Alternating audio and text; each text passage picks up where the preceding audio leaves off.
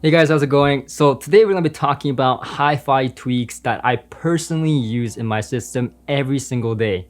And these are tweaks that, I personally use, like I said, every single day, but may not apply to you, or you may not find it useful. But I think if you watch the entire video, there will be something that you can take away from that you probably may never have known about or found the use case for it. So first thing is something that I used to use all the time, and I learned this while I was working at the high-end retail store way back, is Blutak. This is the least expensive stuff that you can buy to attach literally anything. And yes, this is the putty thingy that you use to hang stuff on the wall and stuff like that. And it's like $5 on Amazon, super cheap. And believe it or not, this is exactly what we used to use at the high-end retail store that I used to work at, selling thousands of dollars speakers. We use this to attach the bookshelf speaker to the speaker stand. Now, some of them, yes, they have, attachable screws and stuff that comes with it, but others, we would use this so that when someone knocks it over by, God forbid, by accident, these speakers won't just, fall over. So you take a little blob like this and then place it on the stands on all four sides. Now, see, this one's white. And that's because this Blutak was actually, well, white tack, I should call it. It actually came with the stands, the solid steel stands that I love so much. These are Italian stands, high-end Italian speaker stands that comes with white tack or Blutak. And that just proves the point of how good these actually work. It comes with the Italian stand. And then you take the speakers and place them on it, and then just push it down.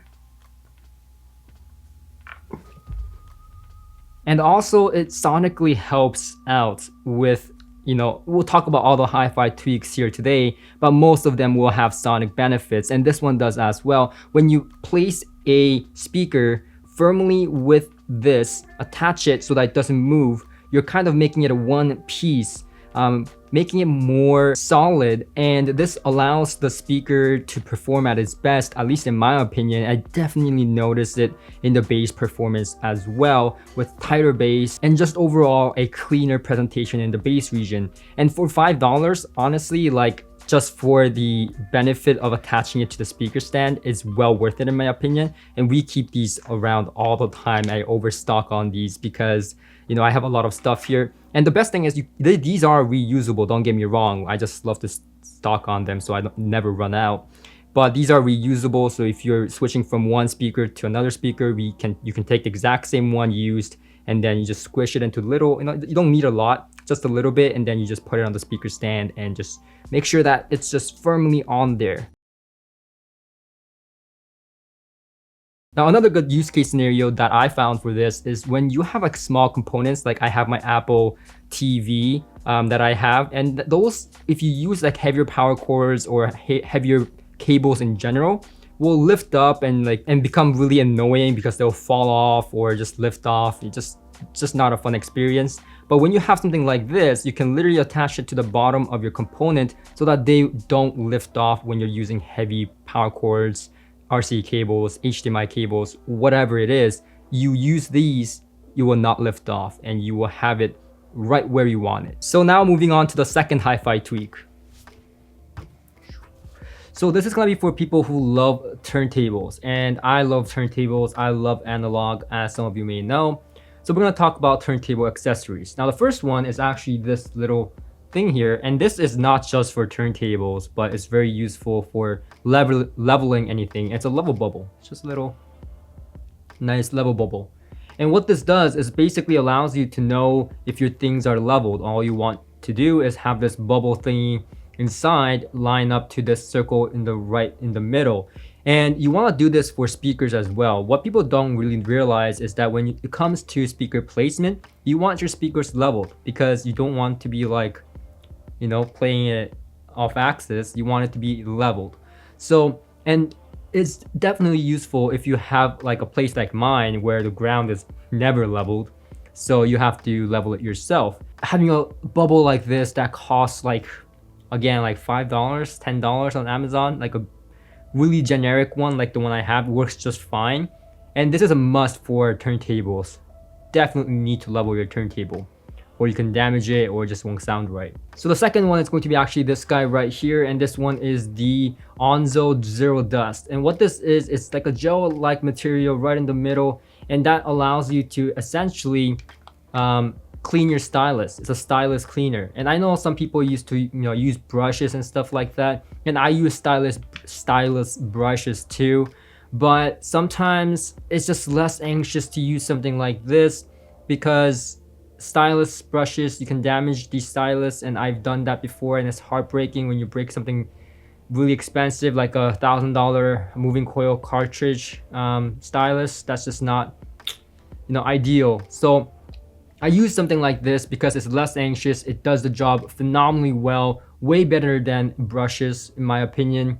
And it is a bit on the pricier side. It's about $35, $40, something like that. But the good thing is this is also reusable, and you can clean the gel out with water, just water, and you can just reuse it every single time. And it comes with this nice little magnifying case, so you can see all the dust you've collected from your stylus. Now, third but not the least is actually this guy right here. You can just grab that in a little bit here. Yeah, there you go.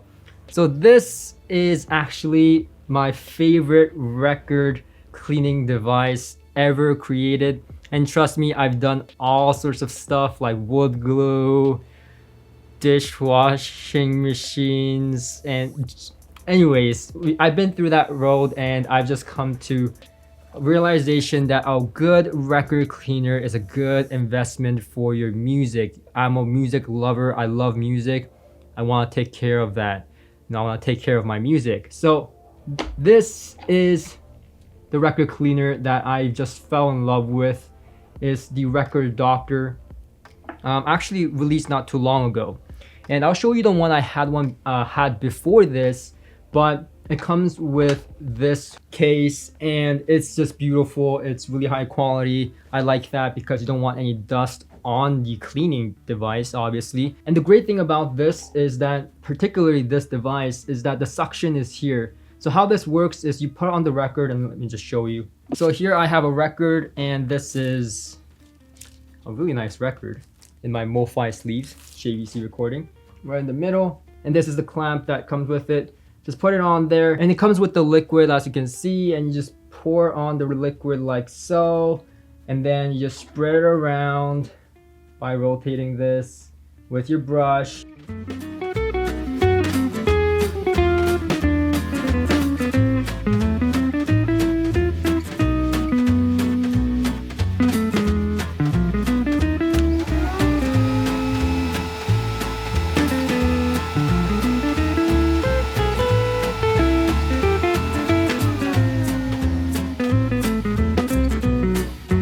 And I know like a lot of you audiophiles and people that use machines like this are going like, oh, another machine does the same thing as my VPI or other record cleaning. Okinoki is another good one. But I've had those, and this one is great because the suction mechanism that comes with this is actually really, really well thought out if you think about it.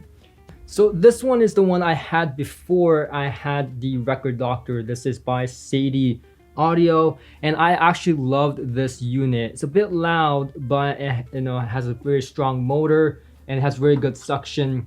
So this is the suction that just clamps on and sucks all the dust off of your record. And this comes with a clamp and everything. But the problem with this is this platter. You can see how dusty it gets when I leave it without a cover. And even after I use a cover, the problem with this particularly is when I wash a record, right? The side that I wash is clean, but then when I flip it to the other side, now the record is going on to the side, the platter that is dusty. And so what the hell is the point of me cleaning it anyways if I'm gonna just flip it over to the other side to collect more dust? So when I was using this, I could only clean one side at a time because I was afraid that I would get dust or particles inside my groove of the record or the vinyl, not record, vinyl, when I flip it to the other side to wash it. And so like I said, with the Record Doctor, I don't have that problem, and it's really well thought out design. And in the beginning, I thought the same thing when, I got it, I was like, another record cleaning machine that has a motor, that has a suction. What's new? But this is a really well thought out design, and it costs really, really low for what it is. And I clean all my records with it, and then I put it into this nice record sleeve from MoFi. By the way, for record sleeves, I definitely recommend MoFi because it is non-static and it is so good. And these are just one of the vinyl accessories that just work extremely well, and it's useful and actually makes a huge difference in your playback of making everything sound less static, more music, less noise. And that's really what all this is about: cleaning your records, leveling your turntable and your record sleeves, and so on.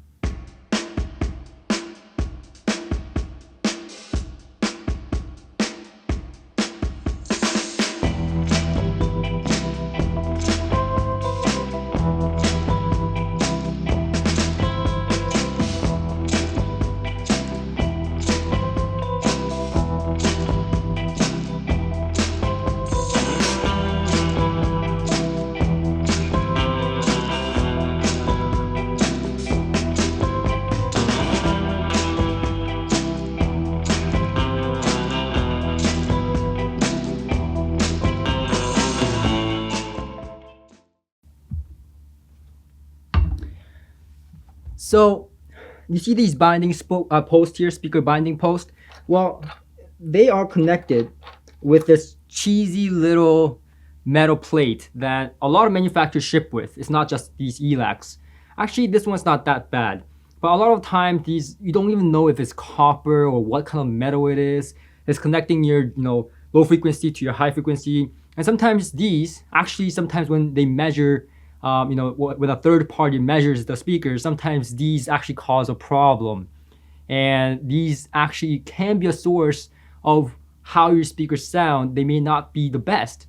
So to avoid that and avoid that headache of what if, I personally like to use my own jumper cables. These are jumper cables that I have in many different, I have a lot.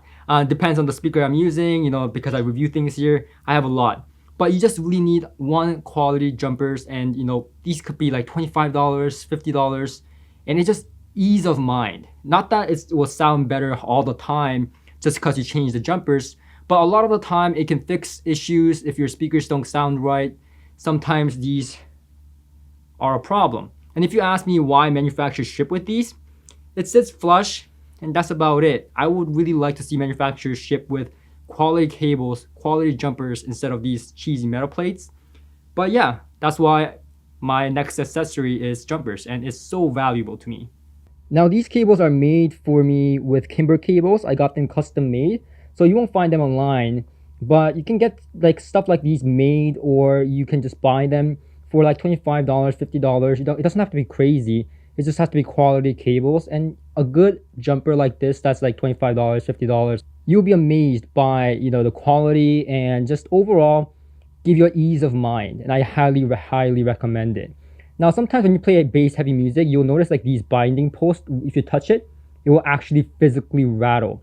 And sometimes that's called mechanical energy that can transfer to your signals, sometimes. But if you ever find it's rattling, remember these? Just place it around them like this. It's not always the pretty, but it is the back of the speakers. And this will help out tremendously in dampening your binding post so that it doesn't rattle.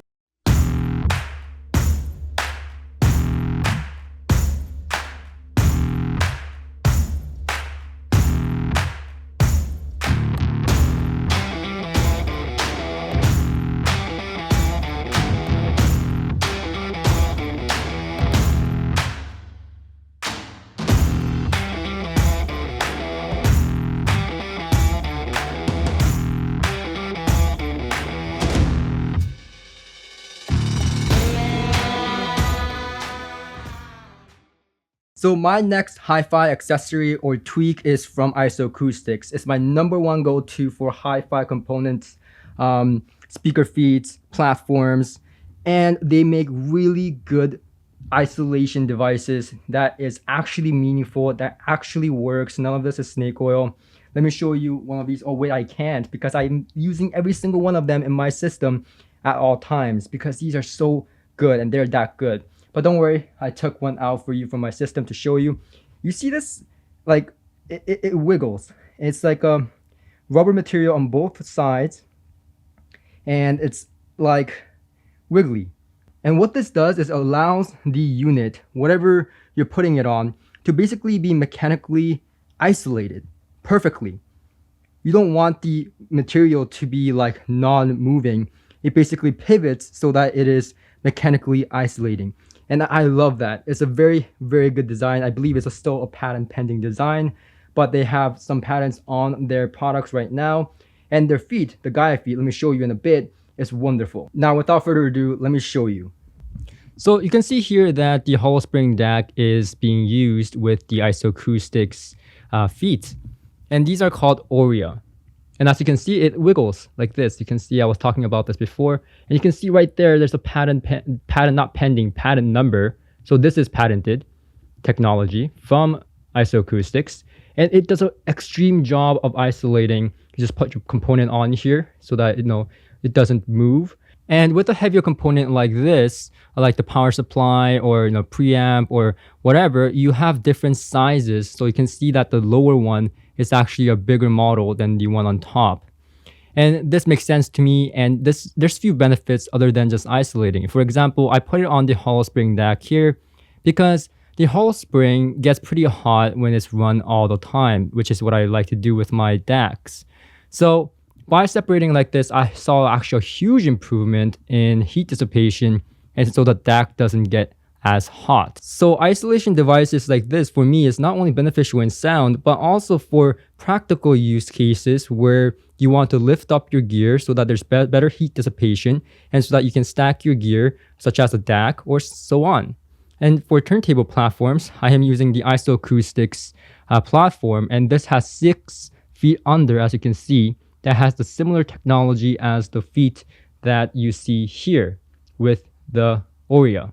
And you will see the Gaia feet in a bit, which has the very similar technology as to this Aurea puck here for components.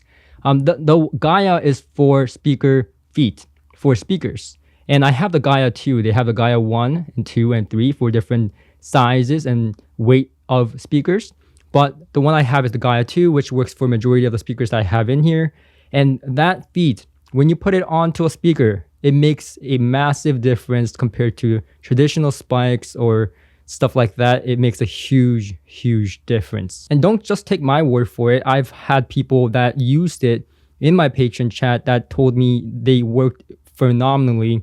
And also when I went to shows, I actually heard before and after of putting on just the feet, and it actually made a difference. Tighter bass, more cleaner. You notice it mostly in the bass region, but obviously if the bass gets better, the mid-range and high frequency also goes along with it to improve the entire system.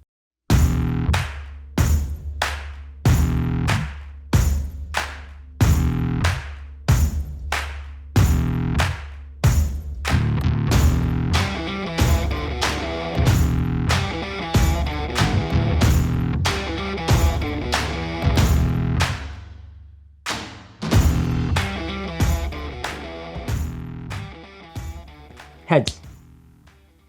Oh yeah. So the last HiFi tweak or accessories I'll share with you today is this, the coin.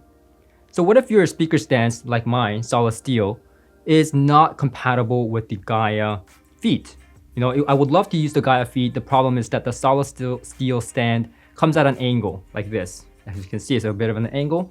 So the spikes won't be replaceable with a feet that lies flat. So in any case, let's say you don't want the Gaia feed or you just can't accommodate it like myself, and you're stuck with a speaker stand or a speaker that has spikes. And sometimes it doesn't come with a shoe holder or a spike holder, and that can scratch your floors. I have carpet, but some people don't have carpet. Then what do you do? Well, believe it or not, again, at the high-end retail store that I used to work at, we used to use 1 cent, but we don't have 1 cent anymore, so I'm using 5 cents here. And this just goes underneath the speaker spike. Just gotta be careful here. See, that would have fallen without the Blutak. So you just put it right under the spike. And what does this do? This basically saves your floor and it works as a spike holder. And this is beautiful and it works phenomenally well, and it's been actually proven to work better than some actual expensive spike holders. And it doesn't cost you anything more than, in my case, 15 cents. If you have 4 spikes, 20 cents. It used to be 4 cents back then. It got expensive and it's now 20 cents. But you know what? That's okay, still cheap. But anyways, if this video was helpful to you, click that like button. It does help us out a lot, and it doesn't cost you anything. And also consider joining our Patreon and supporting our Patreon as well if you feel like it, and also, to keep us independent and keep these honest videos coming. And there you go. Until next time.